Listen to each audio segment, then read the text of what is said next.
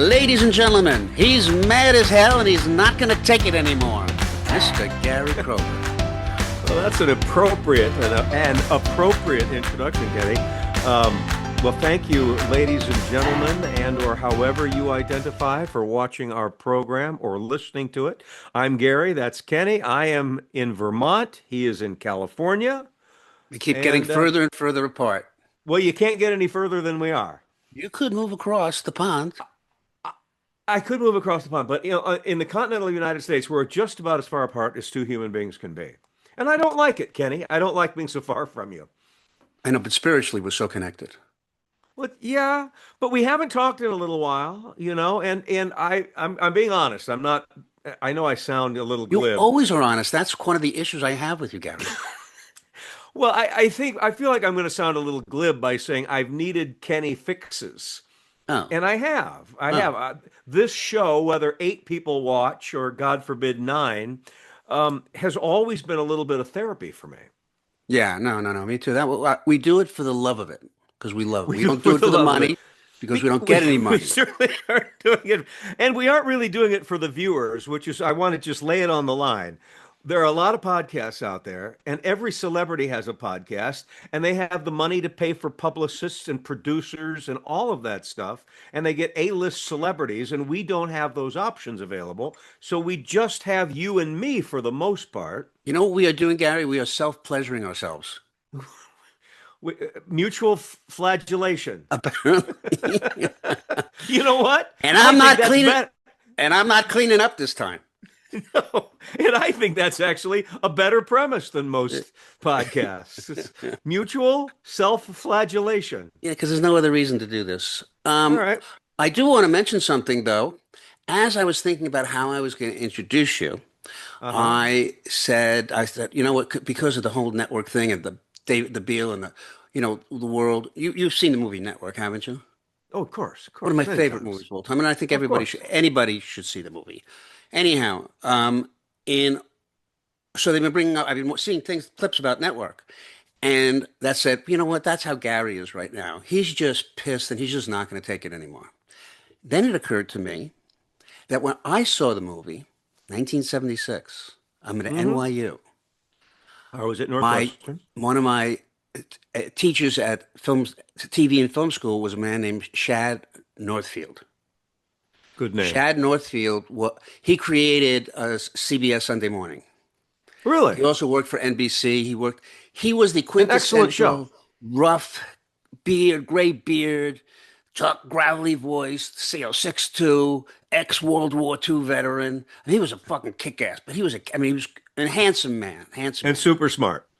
Super smart. But so I took a class with Shad and, these other people, and he was like, I don't give a fuck. He was totally a scoundrel. Right? He was sleeping with all the girls in the class. Yeah, that's a scoundrel.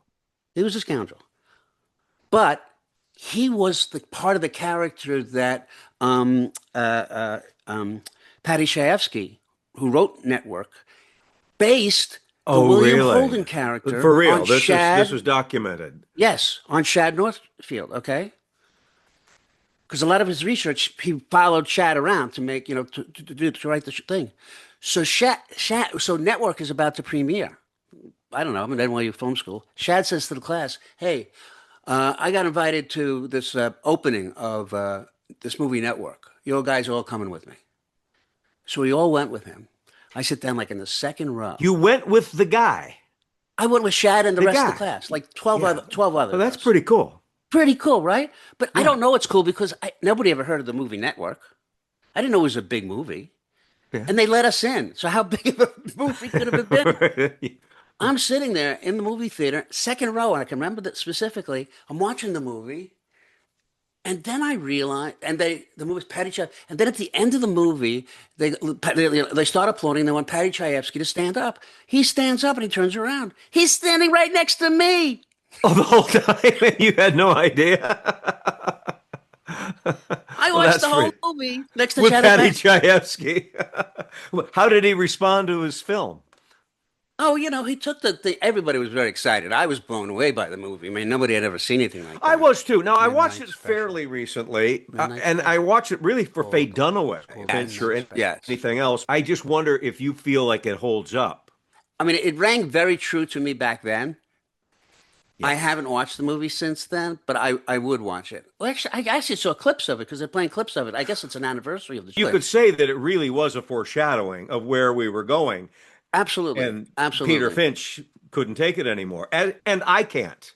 I I know you can't. can't. And I'm going to give you that moment because I know you're bursting at the seams. Gary's going to Well, blow. I am, and I am, and I'm not, because I don't Okay. want to get all, you know, thick with policy or anything. Nobody's gonna. Okay, The eight viewers we have are going to turn right. away. Before we get thick, I just want to mention this. Yesterday was August 1st. Do you know what that date Very was? good. It's all over my feeds. August 1st, yesterday. It wasn't the moon landing. That was July. August 1st A was day that will live. Well, in I guess it won't August. live anymore. Well, It's it's gone. not a war No, it was the memorial. debut of MTV. MTV launched 45 years ago. Yeah, and I remember the launch because I didn't know you yet, but I remembered MTV is launching, and this makes Well, sense. I was in Iowa in August 1st, 1980, 81, 81, 1981. 81, and it was a big deal. Was it a big deal? Because I don't know if we It was really a big deal. understood at the time that it was a big deal. I don't think, I mean, I didn't foreshadow a lot of the stuff that was happening. As a matter of fact, I think a lot of us, when we got there, it wasn't, and I got there before we launched. The idea I was going to produce and direct the video segments that go in between the music Yeah. videos. But it wasn't produced like that. We produced the VJ segments at a studio, and we didn't have the music videos where we were. All the music videos were at a place called NOC, Network Operations Center, which was out in Smithtown or a Network Smith thing in Long Operations Island. Center. Wow, that sounds I like know, Big I know. Brother. So we're rehearsing and doing all of this, but we never knew what it was going to look like when it came together because it wasn't on TV. We couldn't watch it. Yeah. So we're just producing pieces over here, sending it to them, and then promos are sending them to them. So we even in like the first, it wasn't until August 1st when we launched, I think, that we all saw what it looks like when it came together because it was just hmm pieced together as puzzles. Well, I was watching with anticipation. I was finishing up my college career. I was a year still from New York and Saturday Night Live. But one thing that I've learned in life, take notes. What I've learned in creative endeavors, what is presented is what the audience assumes was intended. So you know all this stuff is going on and what's it going to look like, et cetera, et cetera. We don't know that. I simply see these attractive young VJs and videos with my music that was so exciting that, and we were anticipating this. So I made a point of, it's launching right now, and it was probably Mark Goodman that I first saw, or It was whomever. Mark Goodman, and I directed the first 5 hours with Well, Mark there you Goodman. go. I don't know Kenny Seisler, but I'm watching this, and you look back at the videos now, and they're like the dinosaurs, Right, right. produced But them. amazing that the first video was Video Killed a Radio Star. Video, How prescient radio was killed the that? video star. Right. It was very two-dimensional, but at the same time, we were seeing the artists perform their songs, and it was addictive immediately. Yeah, if I may conjecture, You are you may. taking conjecture? I'm taking conjectures. You actually had seen music videos because our first Well, program heck, the was Beatles did all music this stuff videos. from all midnight. What was it? Midnight Midnight. Special. Yeah. All those any variety show that had an artist on it. Those were the first clips on MTV. You take a piece from a music from an artist doing the performance on Cher, run that as a Yeah. 3.5 minute thing. That was it. There was very few music videos being produced at Well, that time. right. Now, I don't recall the content, to be honest with you. And, Yeah. one can argue, and people like to say, well, the Beatles and Strawberry Fields and I Am the Walrus, those are music videos. Those are okay, maybe that's the DNA. But it was the first time I saw an artist deliberately Yes. singing to the Right. camera with clothes that seemed to fit the They were era. doing it for for television. They were doing it as Yes. it was a visual medium. It just wasn't the sound. It was not, and that changed everything. That now they had to really consider about, they looked like and the lighting and all. Right. I mean, it changed everything. It really did. Well, It and was a here new art my form for all intents and it purposes. was a new art form, and I'm 21 or whatever I am, 22. I felt like, and this sounds cliche, but it was television for me. It was television for my generation. It was the VJs were my age, and this seemed like a new Yeah, so the big direction. push, I don't want to make this whole thing the MTV thing because Well, people I want to love get to the they can't get enough MTV stuff. In Oh, fact, to be honest with you, I don't mind talking about Saturday Night Live, which we hardly ever talk about. that's true. You know, That's we have true. stories. I love hearing this MTV stuff. Yes. So the big first thing about that we were trying to sell to people because we wanted to make a difference. You weren't just watching MTV on your television because the sound on your television sucked. So the thing we Yeah. were pushing is get MTV in stereo through your cable company. I don't Yeah, know if you remember that promotion, yeah, but I do we kind of drove remember that that. hard because that was the big difference. Watching MTV without the stereo system set up from your cable company was a completely different experience at home. So Yeah. we were to push that. Now, the great perk about being in MTV, and I had a few perks, but the best one was Communicar. Call up a car and they would come pick you up. It was Uber, but we didn't have to pay for it. But the other thing was the perks.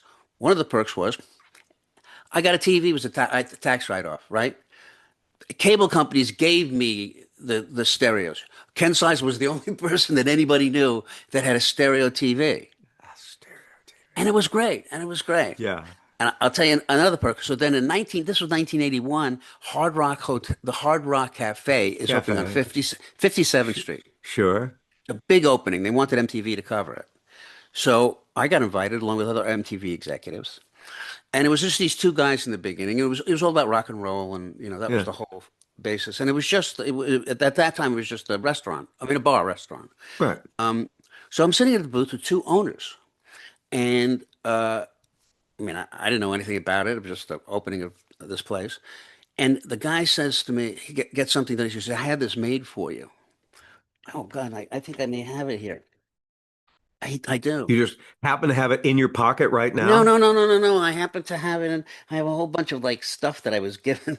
So anyhow, people, I don't know if they're going to be able to see this. Can you make Have you that Hard out? Rock American Express card? Yes. And what Hard does it Rock say? Express. Okay. For how Hard Rock long? Express. For how long? Lifetime.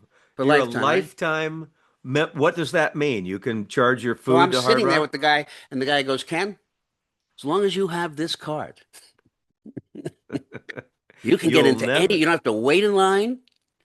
You don't have to do. And you go right into the VIP room. You show them Uh-huh. this. You were a lifetime member of the Hard Rock. And have you used it?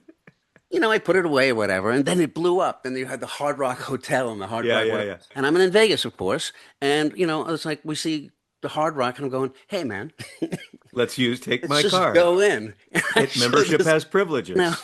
I show this to everybody there, and they're like, "Who cares?" No. Back in line, it means nothing. We don't care. We don't care. Yeah. Yeah, pretty Burn cool it. though, huh? I would frame that. Since it's useless, I would put it behind you somewhere in your office, Well, right now it just with a sits in nice the. border. Right now it just sits in. It But I'll sits. bet you were excited when you got it. I mean, I you, was. you probably, There were a lot of perks that were happening. First of all, Studio 54 was just happening. yeah, I got in because I was with Xenons. MTV. Yeah, I went right to the front of the line. I gave my MTV business card, which Yeah, I yeah. have to have. No, I do have it someplace here. And I would show it, and they would let me in. Ah, Mr. Seisler, yes. It was Of on course. Limelight. I don't know if you remember the Limelight Of course I downtown. remember that. The church. Yeah, the church, We used to right? have SNL parties at all these places, 54, Xenons, Limelight, Xanadu. There were great perks at the time. You're saying MTV in the beginning in Manhattan. Those were good old days. Those were great days. Did you see the Odyssey? I knew you'd ask. I'm going to bring both those questions together. What's life like in Vermont? And did you see the Odyssey? The Odyssey's an hour and a half away. So a 3 hour movie and 6 hours or 3 hours of driving. And if I stop to get food, that's an entire day. I don't But have is a that movie different? theater. 10 years ago, would there have been a movie theater closer to you? Yeah, there was a movie theater pre-COVID and through COVID here. in Rutland, but nobody went to movies anymore. It closed up. It's Right. now my gym, but I don't have a movie theater to go see the Odyssey, or I would. I saw your review and I thought that sounds pretty what I've heard other friends say. Right. Right. But I still desperately want to see it. We'll probably drive to New Hampshire next week just to see the Odyssey, but And I but the haven't thing seen is, it. I don't know if you get to see it in IMAX. Will you see it? There's an IMAX, I think, in Lebanon, New Hampshire. Okay. So yeah, I did see it in the IMAX, and it didn't make the movie better. It was louder. The movie was so loud. That's what everybody says. So what They do. is it necessarily that loud? I mean, I'm practically deaf, so I'll probably go, yeah, the pitch was just right. Well, I don't know. Everybody that I've talked to who are approximately my age all say the same thing, which is, I mean, because I kept saying getting notifications on my watch. I Is kept it saying, "Get out of here! It's so loud. You're right? gonna die. It's so loud." And it kept going off the whole movie.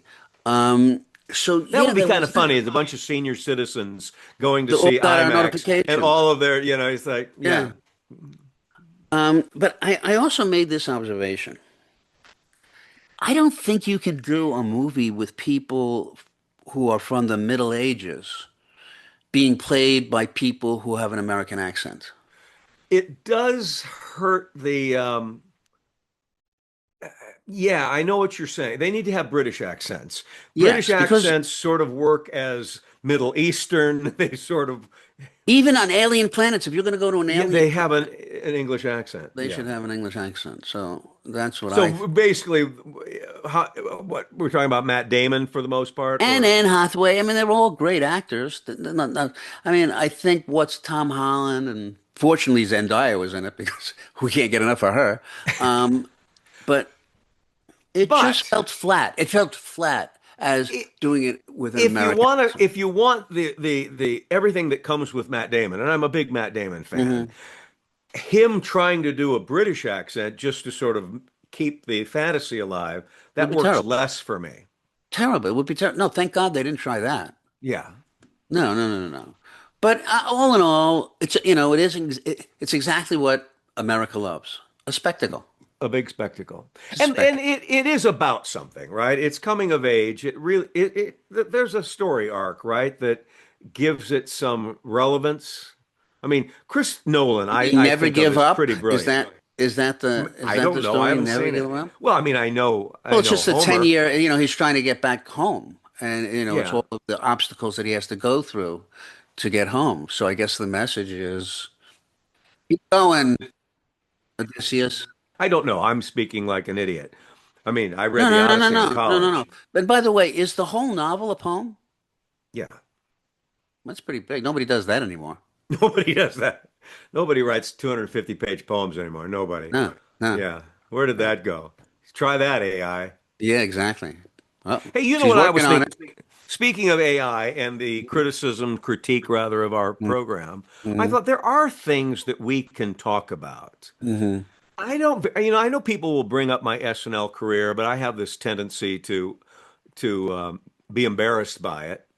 And you asked me a question, what was your favorite sketch to do? Hmm. Hmm. Well, that's not only a good question, I have a good answer. Oh, good. Is that my setup there? Should I tell the story? Well, Yeah. those of you who know me, or perhaps just fans of the show, to this day, people talk about Ira Needleman. Do you know Mm. who Ira Yes, of course, Needleman the is? dentist. The dentist. Well, it only aired twice, and then Hmm. maybe reruns periodically, but Uh-huh. not often. Right. It ran the show it ran, and then there was one retrospective of the year, and I think it made that show. But that's Okay. it. So it's not something that you've seen a lot of. Well, But okay.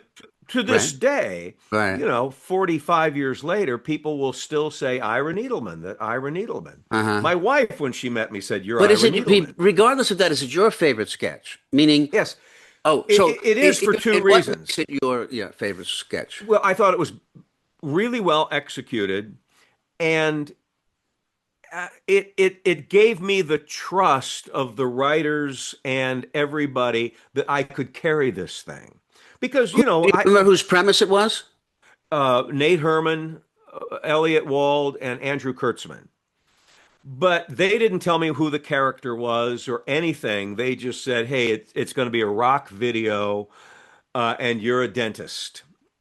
And so Okay. I came up with the character and the language for a lot of it. And, a $30,000 budget in 1984 or Yeah, whatever was no, a no, lot of money. And they're yeah, saying, absolutely. Kroger, we're Right. allowing you to do this thing. So I go to one of those studios on the other side of the Hudson, not the Hudson, it'd be the East River, where the Cosby Show was Yeah. done and all that. And there was set designers made this giant pair of lips and had a dentist chair and things like that. And we conspired to do this video with Broadway dancers, one of whom was BB Newirth. Did you know Oh, that? no, I did not. BB Newirth was just this Broadway dancer. And I remember thinking to myself, God, I wish I weren't married because she was so flirty, not in a crass way, but just so open and funny that I thought, oh, this is the kind of person Now, I should most be people will dating. know her from Cheers. Was it Cheers. Cheers? Yeah, Okay. Lilith. As what Lilith. was her character? Lilith. Lila. Lilith on Yeah, Cheers. yeah. But she was Relation. started out as a dancer on Broadway, right? Yeah, and here she's doing for a day's pay um, my little rock Right. video sketch. So it came together, but the song was done previously at the record plant where John Lennon had just finished, just a few years earlier, Right. Double Fantasy. Dave Spinoza, John Lennon's guitarist, is my guitarist. Isn't that So cool? all these top session people are doing this song, and my name is Needleman, and I decide I'm going to make it a little bit Springsteen and so on. Long story short, it all came together in this very funny video with great Right. production value, Right. and it required my performance to make it Hmm. work. Hmm. Keegan Michael Key, from Key and Peele, or Peele and Key, Hmm. whatever, Jordan Yeah. Peele, and Yeah. came up to me, and I actually read a quote of his once that when he was a little boy, he watched Saturday Night Live, and Ira Needleman was what informed him of how far comedy could go, that it could be physical and it could have double entendres, because that was the joke, let me fill you with my drill and stuff like that. Yeah, And he but said it opened his okay. mind to sexy comedy. Well, I could see what it did do because it was one of the um, beginnings. I mean, I know they had done it before of separate pieces that were filmed earlier and rolled into the Yeah, show, as opposed to being a right, live sketch. right. And Key and Peele, they did everything after all of their stuff. I think were Yeah. filmed stuff differently.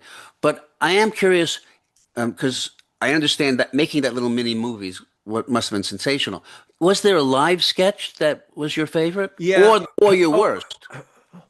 well, yeah, my favorite live sketch was I had written with Shelley Goldstein, this fabulous writer, back in college. We wrote this thing about it. It's when gay men were having a lot of difficulty coming out and telling their families. Hmm. So we did this, improvised this sketch for a college comedy show where I come home to tell my father that I'm straight. And then you Okay. realize that my father's gay and he's so disappointed he raised a straight son. Right.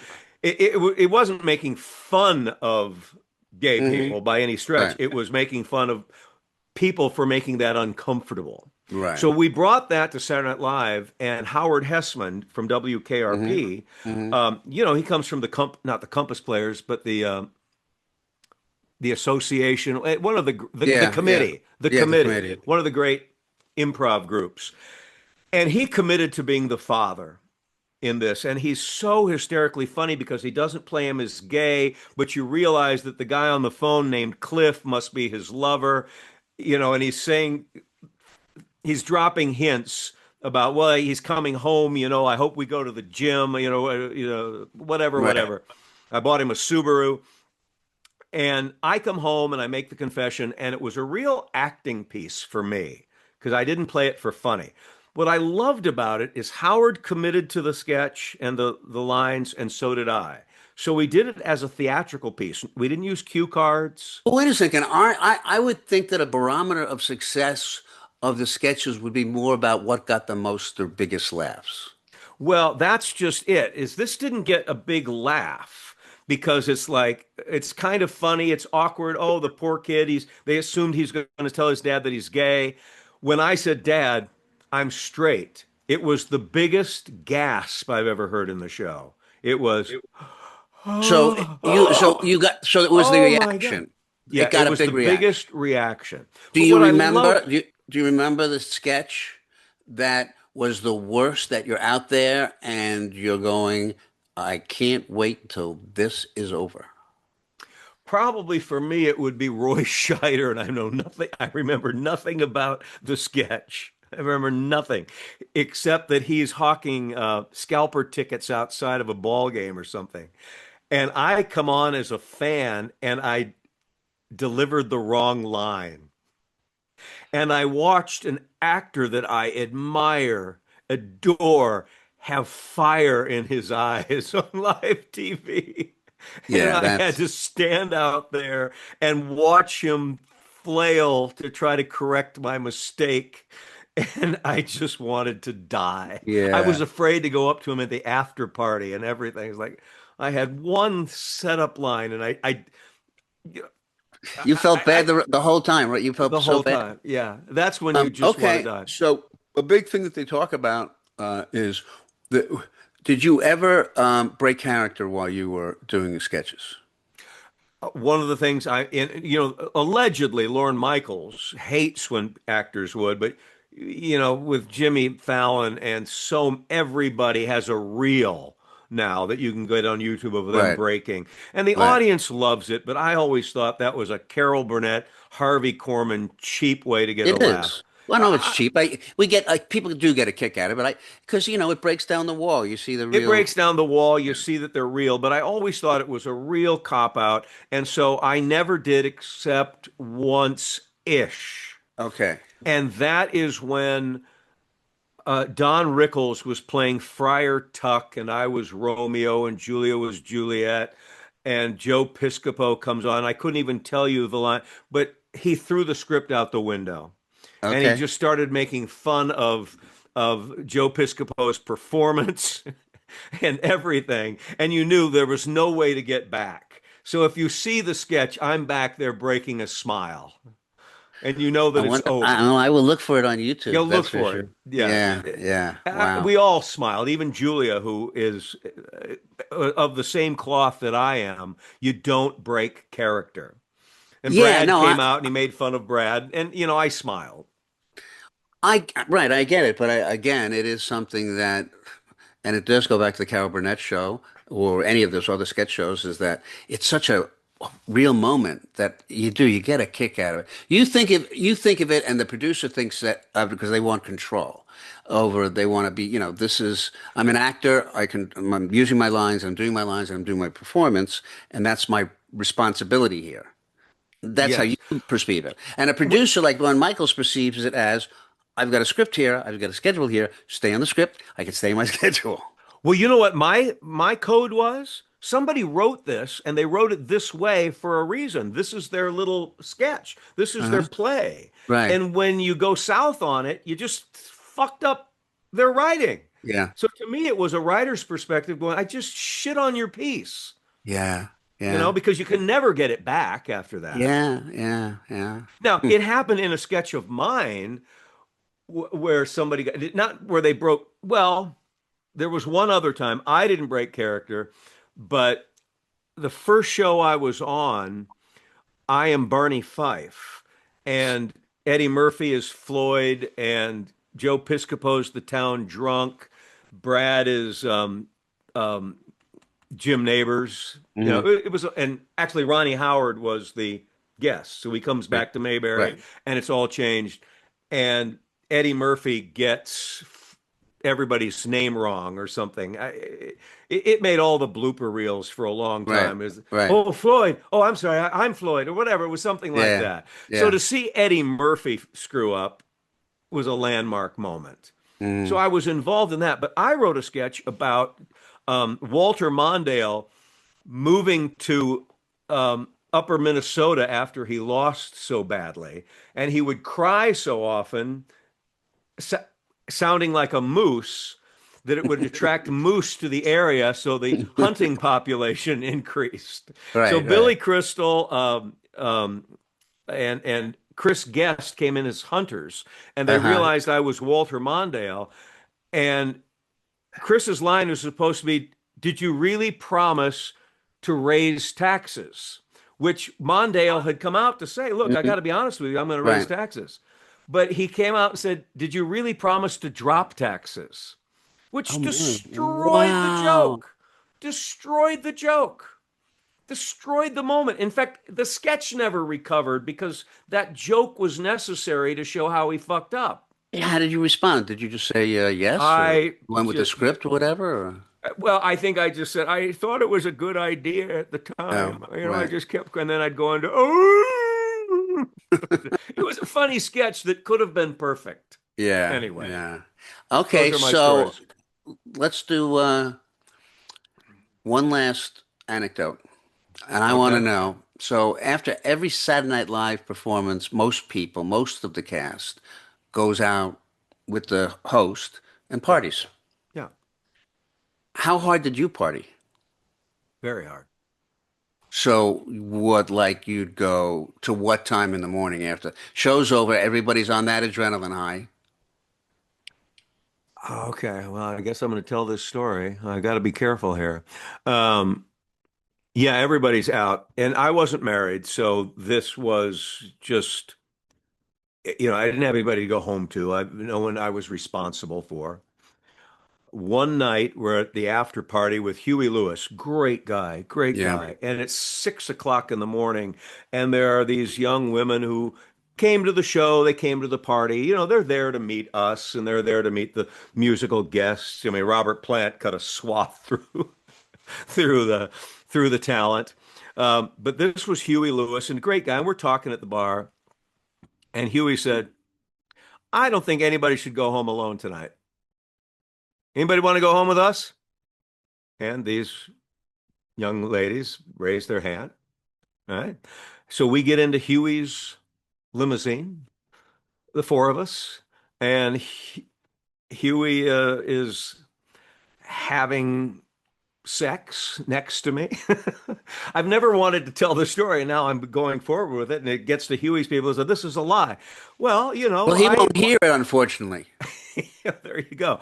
I, as close as my arm is here, was watching Huey, have passionate relations. So what were you doing? Twiddling your thumbs with your, I was just watching with my now date. what were No, you trying to have a conversation with you? Like, so. I don't recall. I think we were just giggling, but also knowing that the other end, when we get dropped off, it's going to be our turn. But I Right, wasn't going to, right, do this with Huey. right. Yeah, I good for you. wasn't going to show him my news. So did they go the whole 9 yards? I don't know. I don't know. It's 9 yards. Why don't you go the whole 10 yards? Well, I think they say the whole 9 yards. I'd say Yeah. they went 4.5 yards. Okay. All right. Okay. Yeah, because it could be. Wow. All right. Well, hey, that's Huey, and that's the news Yeah, about there that. you And it there is you go. unfortunate. So now he did lose his hearing. It's a serious Yeah, thing. It was kind of yeah. weird. And I had met him a couple of times too, and the sweetest, nicest guy in the world. Yeah, Mhm. really good. So Well, sure. At that time, he was a huge MTV star. yeah, Got to get totally. a new drug was what he did And on totally, and SNL that open night. to it, and open to it. I think we probably should wrap it up, but I do Yeah. want to say this: the thing about like some of the musicians that came into the studio were so nice. Joe Cocker, I always talk about Joe Cocker, was the nicest guy in the world. Yeah. Um, the, Who the wasn't? they enjoyed just the whole thing. It was Well, the they knew young, what it was worth to them too. yeah, You have yeah. great value. That's I to don't think they were those thinking of artists. that. I really don't think that they were thinking of that. I think that just as they matured, they realized kindness was a good thing. Who was an asshole? All the young ones, the Adam Ants and those people, because That's they're young interesting. and they're millionaires. Yeah. Well, that's interesting because Robert Plant was very approachable. Yeah. Huey Lewis was. And I don't Freddie think it had any, Mercury was. I don't think it had anything to do with other than the fact that as they got a little older, they start and had to work for a living, started to appreciate, You know, it's just as easy to be nice to somebody. Whereas I'll tell you the other person who was a jerk, but now I kind of like him was John Cougar Mellencamp. Oh, really? Yeah, he was just Johnny first of Cougar at all, the he time, was huh? one of those guys, one of those people, I shouldn't say guys, but one of those people that felt as though the music was the music. Let's not fuck with the music and make it, these stupid videos with girls dancing. You're cheapening the music, you know? I don't want to be a video star. I Yeah, want to be yeah, a yeah, musician. yeah. So there were those people, and you got to respect that. I mean, I totally get it. Yeah. Well, it reminds me, and I know we're going to wrap up in a second here. One of the things I also enjoyed was, Bruce Springsteen didn't know, he didn't stump for, I don't think he was doing videos back then in the Nobody did an early to mid interview. I 80s. produced the show. I produced Yeah. the Bruce Springsteen But thing. he That's wasn't he was not commercializing his music in any way. He did do We Are the World, and so we did this Billy Crystal as Prince, and I got a chance to, do Springsteen. We are the, I came out there mm, and I did a pretty good job. And I read something recently that Prince himself saw that mm. and loved it and mentioned that Springsteen came out. And I thought, wow, you forget sometimes when you're in the business, even when you're on camera, that it actually has an impact, that there are 12 million people or whatever, and somebody may notice what you did. It never Oh occurred yeah, to me that Prince liked that sketch and I came out as Bruce to- Springsteen, which probably means Bruce Springsteen saw me doing Bruce Springsteen, and I kind of wonder what he thought. of course, of Bruce? course. Well, Maybe Bruce is one of the 8 watching the Gary and Kenny show. oh, if that was true, I think he's busy. Anyhow, yeah, this was a great almost hour, Gary. I enjoyed this, Kenneth. I Do you needed feel this. better? Because I know I this. do feel better. We didn't get into a lot of politics, and I'm glad for that. We can Okay. do that another time. We can just talk MTV stories. I'd like to just sit back with a little bit of schnapps in my coffee and listen to you. Well, that's nice. Yeah, it's good. I guess it'll be reliving these moments will help with my memory loss because Are you having memory loss? I'm sorry, who's asking? All right, very good. But are you? No, I'm I'm having the same memory loss that we all have. I walk into a room and go, "Why am I here?" But you've been doing that for 25 I've been years doing too, that for right? 20 years. Yeah. Yeah, me No, too. I'm finding that just exercising these Yeah, memories yeah, are opening up other memories that I yeah. wouldn't thought of. That's what I thought. All right. So Well, yeah, and I actually thought I was going to tell a Madonna story, but I'll tell that another time. tell that next time. I All right, will. until next time and until the Madonna story. And I'd like to hear the Madonna story, by the way. Hmm. Thank you, folks, whomever you may be, for watching and or listening to the Gary and Kenny Show. Watch us on YouTube. We'd love it if you went to the Gary and Kenny Show, gave us comments, asked questions, criticisms, changes, things that you like. Which one of us do you like better? We're open to all of these things. Give us a thumbs up. Subscribe. You can find us on DBTV, which is a streaming service, I think available on Roku, and we're on all the popular podcast platforms. So until next time, I'm Gary, that's Kenny. So long. Thanks. Bye.